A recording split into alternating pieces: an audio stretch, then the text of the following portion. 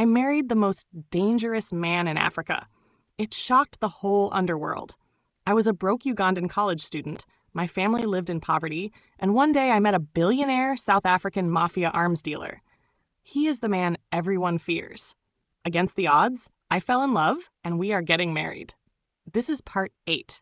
If you are new here, I recommend starting the story from the beginning. Everything had been going on as normal. But one morning, I woke up before the sun had really risen. Not because I wanted to. The apartment was too quiet, too empty for sleep to hold me. I lay there for a moment, my hand resting over my stomach, pregnant, far from home, not married, alone with my choices. The sheets felt rough under my fingers, the pillow uneven in places. Pale light slipped through the blinds and fell across the floor in thin stripes. From where I lay, I could see the edge of the bed frame, the small dresser across the room, and the empty chair in the kitchen corner. Everything was clean, sterile, practical. Not mine. Not yet. Then I felt it. A flutter. Small. Insistent. My stomach tightened as my hand pressed down. The baby was moving. I caught my breath. It was gentle but urgent. A reminder that someone depended on me now. That I couldn't run from this. That nothing in my life was temporary anymore.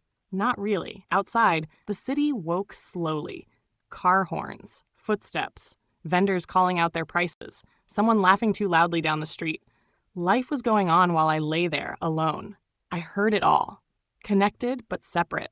Isolated, yet somehow tied to the pulse of other people's mornings. I stared at the ceiling, counting the cracks in the paint. I can do this, I whispered. I have to. The words felt fragile. Not for anyone else, for me. Like saying them out loud might make them true. Alone with my choices. Alone with the quiet weight of responsibility pressing against my ribs. Slowly, I sat up. My feet met the cold floor. The sheets slid from my shoulders. The apartment smelled faintly of dust, faintly of detergent, faintly of last night's tea cooling on the counter. My stomach twisted again. I closed my eyes, breathed. I was here. I was present. In the corner of my bag, I noticed it. A small photograph, folded carefully, the edges curled. Me and Mama, smiling in front of the old house before everything went sideways. The nostalgia hit fast and sharp. My throat tightened. I placed the photo on the dresser and looked around the apartment once more. Nothing out here had changed. Inside me, everything had. I touched my stomach again. The baby pushed back gently. A small reassurance. A reminder that life, real life, was still moving, even if the rest of the world felt paused. I was here. I was awake. I was aware. And for that moment, that was enough. The sunlight was stronger that morning. It pushed through the blinds in sharp stripes, stretching across the kitchen tiles and warming the cold floor I'd stepped on earlier. I stayed where I was for a few extra seconds, listening to the distant hum of the street, waiting for my stomach to settle after the baby's early flutter. My hand rested over it without thinking, like I was holding myself together. Ruth was already awake. I heard the kettle hiss before I even left the bedroom. The smell of tea drifted in, familiar, comforting, wrapping around me the way home used to. "You're finally awake," she said, not looking up as she poured hot water into a mug. "You sleep well?" "Enough," I muttered, walking to the counter and brushing my hair back. The apartment felt less cold when she was there. Not warm, just less empty. Her presence was a small tether, not a replacement. She slid my cup toward me. "Classes today?" I nodded, watching the steam rise. "Some. I might skip the morning one. I'll get the notes later." Ruth hummed softly, distracted. "Food's ready? Don't burn anything, okay?" I picked up the knife and started chopping vegetables. The steady rhythm kept my thoughts from drifting too far. Knife against board. The soft bubbling of porridge on the stove. Steam lifting into the air. My hands moved on their own. For a moment, I felt grounded. Calm. Cooking was a small thing I could control in a life that felt paused. "Too much salt last night, remember?" Ruth teased, glancing at me. "If you do it again, I'm eating everything before you wake up." I laughed quietly. Just a small, fragile sound. The apartment felt warmer then, more human. Not complete, but enough to breathe. My phone vibrated on the counter. My hand hovered over it. Hope. Anticipation. I picked it up. Thabo. His message was calm, gentle. "Have you eaten? Rested? Don't skip breakfast." A soft breath left my chest. Relief. Gratitude. And a small twist of frustration. It was still only words. Still distance. His care was steady, predictable, like the city humming outside my window. I needed it. But was it enough? Not yet. I sipped my tea, letting the warmth spread through my fingers and into my chest. Steam curled around my face. Outside, street vendors shouted their prices. Somewhere nearby, someone laughed. Life was still moving beyond these walls. I held the phone a moment longer, my thumb resting over his name. Then I set it down. There was breakfast to finish, porridge to stir, vegetables to chop. My routine kept the anxiety from spilling over, kept the loneliness from swallowing me whole. And still, a part of me waited. Always waited. For more than messages, for more than care from far away. For then, this was enough. But I knew it would never be all I needed. Later that day, I walked into the lecture hall and immediately noticed how empty it felt. Too many vacant seats. Fewer faces. Fewer friends I recognized. The echo of my footsteps sounded louder than the professor's voice as I moved down the aisle. I dropped my bag onto the desk and pulled out my notes. They were stacking up on my laptop. Small proof that I was still keeping up. Barely. Everyone notices, I thought, tracing the edge of my notebook. Everyone judges. Even when they don't say it out loud. My chest tightened. The baby shifted like it felt my tension too. I adjusted slightly in my seat, hoping no one noticed the movement. As I slid in, a few heads turned. Whispers. Soft laughter I couldn't place. Side glances sharp enough to cut through the quiet. I wasn't imagining it. They had already decided who I was before I spoke a word. Even later, walking down the hallway, the looks followed me. A neighbor cracked her door open as I passed, lips pressed tight, eyebrows lifting just enough to say everything. On the stairs, a classmate nudged her friend and smirked. My stomach flipped. I wanted to disappear. My phone buzzed in my hand. Thabo. Just seeing his name brought a small wave of relief. I breathed it in, held it for a second, then let it go. His care was steady, but it didn't reach these hallways. It didn't soften the lecture hall or quiet the whispers. It never would. During a discussion later, someone asked a question. I answered softly, keeping my voice low, careful not to draw attention. Then it happened. I felt it before I heard it. The shift in the room. The sudden focus. "Amina, is everything okay? You're not married, right?" The room went still. My hands froze on my notebook. The pen rolled slowly between my fingers. Heat rushed to my face. My heart slammed hard against my ribs. I shrank into my seat, wishing the floor would open and swallow me whole. Everyone was looking at me. I couldn't hide. I couldn't move. The whispers started again. Louder this time. Sharper. Intentional. My stomach twisted, not just with the baby's movement, but with shame, with exposure. I have to keep going, I told myself quietly. I have to survive this quietly. My fingers clenched around my notes until my knuckles went white. My body folded inward, protective, small. I finished my lectures early. My head was pounding. My stomach felt heavy and unsettled in that slow, familiar way. The walk home felt longer than usual. Every step reminded me that my body wasn't just mine anymore. By the time I unlocked the apartment door, I was exhausted in a way sleep never fixed. Ruth was curled up on the couch, legs tucked under her, an old romance movie playing softly on the TV, the kind where everything somehow works out in 2 hours. She looked up when I came in. "How was class?" I sat beside her carefully, moving slowly. "I felt sick again," I said. "I had to step out halfway through." She nodded, waiting, not pushing. "And Naomie?"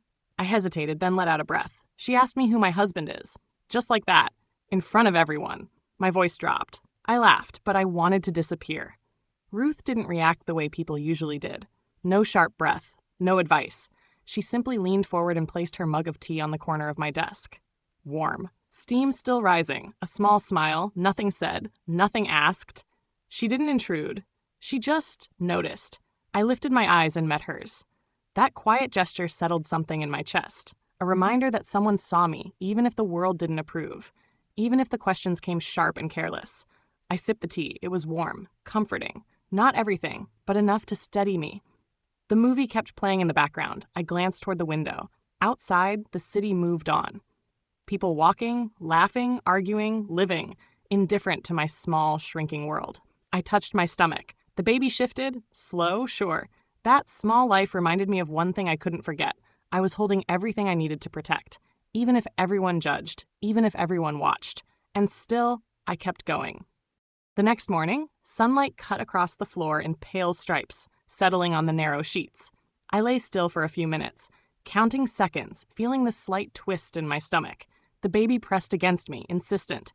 I placed my hand there, steadying the small, urgent kicks. Ruth was already in the kitchen before I moved. The kettle hissed. She hummed softly as she measured the tea leaves. "Morning," I said. "Morning," she replied. There was a warmth in her voice I couldn't quite name. "Did you sleep?" I nodded. The mattress was too firm, the sheets a little rough. My back ached. Enough. She didn't ask more. I didn't offer anything. The apartment stayed quiet. Only the whistle of boiling water, the low hum of traffic outside, the occasional shout from street vendors drifting in. I made porridge, chopped vegetables. The knife hit the board with a dull sound. Steam rose in thin curls. The smell of oats and cassava filled the kitchen. Ruth sipped her tea, eyes on her cup, glancing at me now and then. "You always make it look so easy," she said, watching me stir. I didn't answer. Stirring was enough. My mind counted instead. 3 stirs per scoop. 4 spoons of water. 5 minutes cooking. Timing mattered. Control mattered. At 7:03, I felt a soft kick. I pressed my hand to my belly. The baby shifted, curling into my palm. I couldn't find words for the feeling, only the weight of it. Responsibility, immediate. Fierce. Ruth noticed. "Feeling something?" I smiled too fast. "Yes, nothing serious." My voice sounded flat, even to me.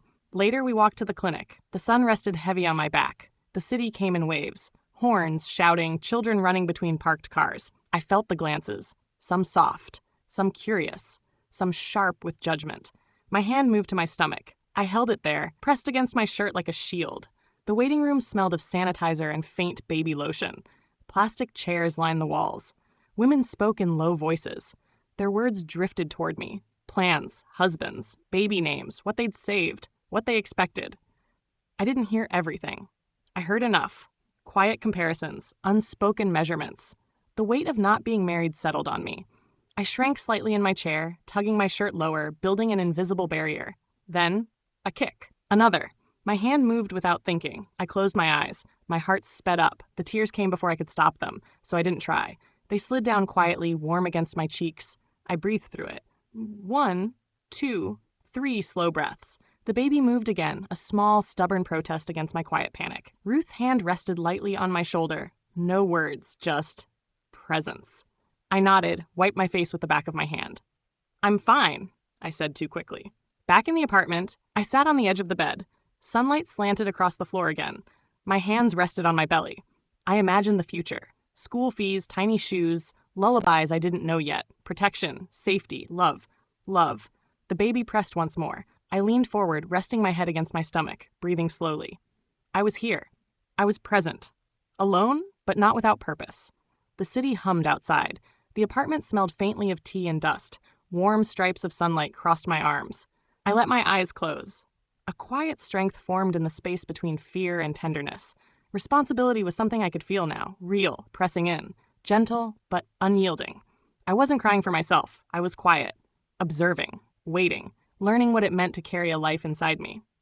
When I woke up the next morning, the baby kicked once, then twice. Insistent, I pressed my hand to my stomach. 1, 2, 3 seconds of stillness. Then the urge to move came back again. Ruth was already in the kitchen. The kettle hissed. Tea leaves were measured carefully. 3 spoonfuls, not 4. "Morning," I said. "Morning, you okay?" Her voice was cautious. "I'm fine." Too flat. I stirred the porridge. The knife hit the board with a dull thunk. Steam rose in thin curls, fogging my glasses for a second before clearing. My phone vibrated on the counter. I glanced at it. Thabo? "Good morning. Breakfast ready?" I tapped a thumbs up emoji. Small comfort? Predictable? Safe. Then the phone vibrated again. Not him. Grace. "Have you seen this?" A Facebook link loaded slowly. My thumb hovered before I even read anything. My chest tightened for no clear reason, just instinct. The post was public. A discussion thread. Dozens of comments. Names I didn't recognize. Faces that blurred together. Someone had tagged Thabo's surname. Someone else replied almost immediately. "That family isn't clean. People forget what they did back in the day. Dangerous money. You don't get that powerful without blood somewhere." I scrolled faster than I should have, slower than I wanted. My pulse hammered in my ears. Grace messaged again. "People are talking about his family. I didn't know how to tell you." I swallowed. My throat felt dry. This was Facebook. People exaggerated. People lied. People talked. But the comments kept coming. Old stories, half names, allegedly. Everyone knows. Not accusations exactly. Worse, familiarity, casual certainty. The baby shifted under my hand, a low, insistent nudge. Ruth hummed softly as she rinsed a cup. Everything okay? Yes, I said quickly. Too quickly. Then slower. Yes. I turned the phone face down on the counter like it might burn me. My hands were shaking. I hadn't noticed until that moment. At 9, the delivery man knocked. I heard it before the bell. Boxes were stacked neatly in the hallway. I stepped out to sign for them. One box was heavier than the others. Unmarked, thick cardboard, written in careful ink. Thabo, for AMINA. I carried the box inside. The weight surprised me again. Not just in my hands. Something heavier pressed down on my chest. Back in the apartment, I set it on the counter. The tea went cold. The porridge stayed untouched. The baby kicked. Harder this time. I thought about the comments. The words dangerous and powerful looping in my head, refusing to settle. I replayed his voice notes. Calm, measured, always deliberate. The way he paused before answering. The way he said I'll handle it instead of don't worry. Careful, protective, or controlled. Ruth glanced at me again. She didn't ask anything. She gave me space. I opened the box. Inside was a silk scarf. Heavy, soft, too expensive for the life I was living. A leather tote, thick, structured, made to last. And a small envelope. I opened that first, for safety, for you and the baby. Don't ask questions, just trust. My fingers stayed on the paper longer than they needed to. Gratitude came first, warm, almost dizzying. Then unease followed, sharp and cold. Safety from what? My phone buzzed again. Yesterday's message from him was still at the top. I'll handle it. You focus on rest. I counted the words without meaning to. 32. Exact. Deliberate. The baby kicked again. Strong. Urgent. I pressed my hand to my stomach. Every instinct in me screamed protect. And my mind asked quietly, from who? Ruth wiped the counter, humming under her breath. She noticed nothing. Or she noticed everything and chose silence. A steady anchor. A witness who didn't force me to speak. I sat on the edge of the bed. Sunlight slanted through the window, already starting to fade. My hands rested on my stomach as my thoughts collided. I loved him. I feared him. I trusted him. And suddenly, what if trust itself was dangerous? The apartment felt smaller than it had yesterday, the walls closer, the air heavier. Outside, the city went on. Vendors shouting, trucks passing, footsteps on concrete. Normal. Unaware. I breathed. The baby shifted again. Warm. Insistent. My heartbeat slowed, even as my thoughts scattered. No confrontation, no call, no answers. Just me. My baby, this apartment, and the weight of what I now knew, or almost knew. Love existed, fear existed, and trust felt fragile. I closed my eyes and let the warmth of my hand ground me. 1, 2, 3 slow breaths. I was here. Present, waiting. Later that evening, I sat on the edge of the bed. The apartment felt too quiet. Outside, the city hummed, steady, indifferent. A reminder that life kept moving whether I did or not. The baby nudged. My fingers rested on the curve of my stomach without me thinking about it. The tea on the table had gone cold. A thin skin had formed on top. I didn't touch it. My phone glowed in my hand. I stared at it longer than I needed to. Then, without meaning to, I counted the rings before I even pressed call. 1, 2, 3. He answered on the second ring. Hey. Calm. Measured. Like nothing in the world was out of place. My throat felt dry. We need to talk. My voice came out thinner than I wanted. My palms were damp. My knees felt light, like I might tip forward if I didn't stay still. I'm listening. Not surprised. Not defensive. Like he had been expecting this moment all along. I swallowed. My heart raced. I saw something. About your family. I took a breath. People talking. Saying what they're capable of. Silence. It lasted long enough for my eyes to flick to the clock. 7:45:12. I see, he said finally. Smooth. Steady. Tell me exactly what you saw. So I told him. The post, the comments, the way people used words so casually. Dangerous, powerful, blood, loss. I repeated them carefully, as if saying them too loudly might make them more real than they already felt. Okay, he said, exhaling once, controlled. Some of it is true. My chest tightened. They can cause damage, he continued. Loss matters to them. My breathing grew shallow. I lost something important recently. What do you mean? My voice shook, even though I tried to steady it. Who, what? Not now, he said gently. Not yet. Then, softer. I can't explain everything yet, but I am careful. Always. Another pause. I regret letting you carry worry alone for even a moment. My eyes burned. The words caught me off guard. He wasn't denying anything. He wasn't brushing it away. He was noticing, choosing each word. "Why didn't you tell me?" I asked. "Because you have your life," he said. "Your safety, the baby's safety. I handle the rest." The baby kicked sharply under my hand, like a punctuation mark. My fingers tightened around the phone. I pictured him somewhere far away, calm, controlled, managing things I couldn't see, couldn't touch, couldn't stop. Things I couldn't even name properly. "Are you safe?" I whispered. "Yes, for now." Then, firmer. "And you focus on you, on the baby." Before the call even ended, my phone vibrated. "Eat something. Rest. I'll call in an hour to check." I looked toward the counter. The envelope, the scarf, the heavy leather tote. Nothing flashy. Nothing careless. Just prepared. Intentional. My chest twisted. Awe slid in beside fear. Gratitude sat too close to unease for comfort. "I don't know if I can trust fully," I said. My voice shook. "I want to. I really do." He breathed once. "I love you." "I know," he said, calm, certain, "and I'll earn it. Every day." The call ended. I lay back on the bed, one hand pressed to my stomach.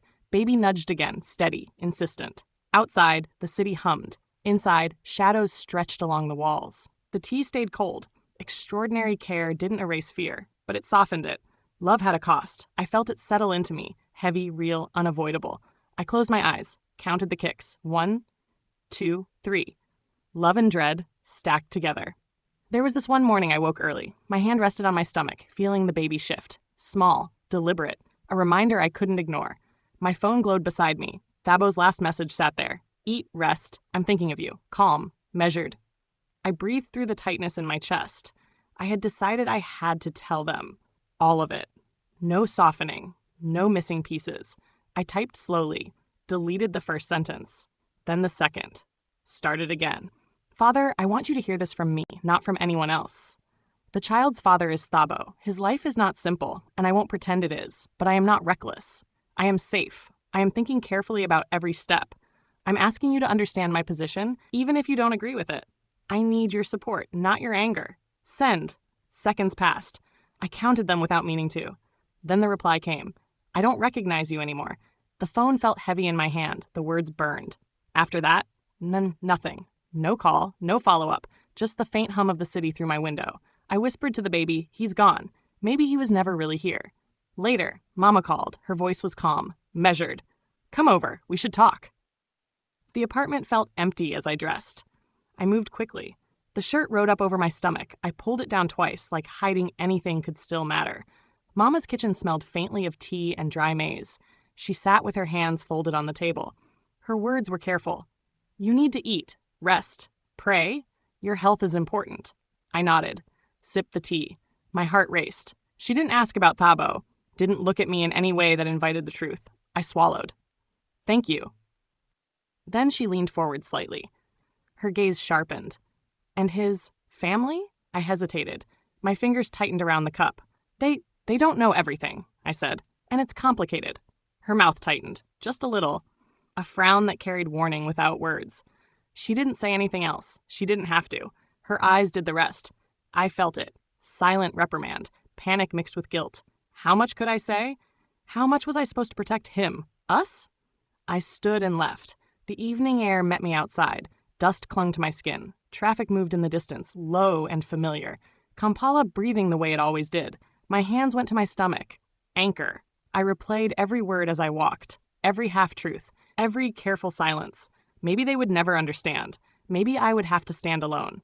The apartment door clicked shut behind me. I sat on the edge of the bed. My hand rested on my stomach. Baby shifted, small, insistent nudges pressing against my worry. The tears came quietly, not loud, not dramatic, just wet cheeks, shaking shoulders, release, exhaustion, fear, love, responsibility, all of it folding into one. I lay back and stared at the ceiling. My fingers stayed curved around the small life inside me. Acceptance came slowly, cautious, hard-earned. Love didn't erase fear. Safety didn't erase distance, but I would endure. I would choose him. Outside, the city kept humming. Inside, the apartment stayed quiet. Baby moved again. I breathed slowly, preparing myself for whatever came next. Evening settled over the apartment. The city hum was faint now, distant, like a lullaby I couldn't fully relax into. I sat on the edge of the bed, one hand resting on my stomach. Baby stirred. Small, steady kicks, my anchor. My heartbeat answered them, fast and uneven. The phone vibrated against the mattress. Thabo's name lit up the screen. I swallowed. My fingers tightened around the mug of tea I hadn't touched in 20 minutes. Every instinct pulled me in two directions, anticipation and fear, tangled together. I answered. His voice was calm, measured. AMINA. Just my name, and the tension eased a little. Not much, but enough. He spoke about his day, his work, his responsibilities. Ordinary words, carefully chosen. Then, slowly, deliberately, he began to talk about his world. Power, loss, decisions that stayed heavy long after they were made, actions that lived somewhere between right and wrong. He didn't explain too much. He never did. But it was enough to tighten my stomach, enough to make the baby kick sharper, like a warning. I sat up straighter and pulled the blanket tighter over my lap. Awe and dread twisted together inside me. I love him, I whispered, almost to myself. And still another thought pressed in. What if loving him means crossing lines I can't return from? I closed my eyes for a long moment, let the fear settle, like dust in the room. Then I breathed. Deep. My hand stayed over my stomach. My heart slowed. Just a little. I could still love him. I chose to. He paused on the other end of the line. Then he asked, quiet, almost testing, "Can you truly handle this world?" My pulse jumped. My throat tightened. Every sensible thought told me to run, to protect myself, to protect this baby from what I couldn't see or control. But the weight of those small kicks against my palm grounded me. I can, I said slowly, out loud, letting the courage settle into the words. I'm ready. I choose this. I choose us. Silence. Then his voice again, measured, warm. I love you. My chest loosened just enough for tears to sting my eyes. I love you too, I whispered, my voice trembling. For a moment it was only us, the city outside, the faint smell of tea, dust hanging softly in the air. Baby moved again, tiny and certain, matching a heartbeat I felt inside my own body. Then he said it, quietly, like he didn't want to break the moment. I'm planning to return soon, to be with you. For a second, I couldn't breathe. My chest tightened, then slowly expanded, like something locked inside me had finally been given air. I pressed my lips together, afraid that if I spoke, I would cry and not stop. It felt like missing someone so deeply you learn to carry it quietly, and then suddenly they tell you they are coming back for you. A smile slipped out without permission. Soft. Broken. My fingers curled into the sheet. The baby moved, slow, steady, almost answering the shift inside me. Relief came first, then tension followed right behind it, like light slipping through blinds onto a dusty floor, beautiful but revealing everything at once. Hope settled in my chest, careful, measured, because love was there, yes, but love carried risk. Love had cost, and I knew that now. I lay back on the bed, one hand curved around my stomach, the other rested near the phone, quiet in my palm. The silence didn't feel empty. It felt held. I felt loved. Not loudly, not recklessly, intentionally. Love was chosen. Fear was acknowledged. The apartment stayed quiet, except for breath, pulse, and the small life moving gently under my hand. And in that moment, I understood something clearly. Without doubt, I was committed. Not blindly, not naively, consciously. And that choice was mine alone. The apartment stayed quiet, broken only by the faint hum of the city outside my window. I sank deeper into the bedsheets, my hand resting on my stomach, tracing the curve of the baby growing inside me. Each small kick, each flutter, they anchored me. I feel you move, little one, I whispered softly. I hope you feel safe. The words were barely sound. My eyes drifted to the shadows along the walls. Streetlights slid through the blinds in thin lines. Somewhere far away, a horn blared. A dog barked. Muffled voices carried from a neighbor's room. Footsteps on the stairwell. Everyone else was going home to someone. Everyone else's life kept moving. And there I was, waiting, feeling alone. I picked up my phone, not to call, just to scroll. Old photos loaded slowly. Campus days, bright afternoons. Friends laughing in the sun. Moments caught before life became heavy. Then my family. Mama teaching me to cook. Father pretending not to be proud as he hugged me at graduation. I used to laugh like that. Free. Careless. Now waiting had become my life. Waiting. Worrying. Loving someone I couldn't fully touch or hold. I closed my eyes and imagined him beside me. Thabo. Calm. Steady. His warmth. His presence. The way his hand would rest over mine. And terrifying too, in ways I couldn't name without my chest tightening. Still, I chose him. Always, I chose him. The baby stirred again, pressing gently into my palm. "We will wait," I whispered. Almost a promise. "We will be okay. Together." The night stretched on, thick with quiet. My breathing slowed. The apartment smelled faintly of detergent and cold tea. City dust drifted in through the window. My hands stayed on my stomach, feeling that small life move in rhythm with my own. I let it settle. Love existed. Distance was heavy. Secrecy had weight. Waiting was its own kind of labor. And still, I was not broken. I was strong. I was patient. I was choosing this, fully, consciously, even if it meant standing in the quiet while the world moved on outside my window. I was waiting, and I chose this.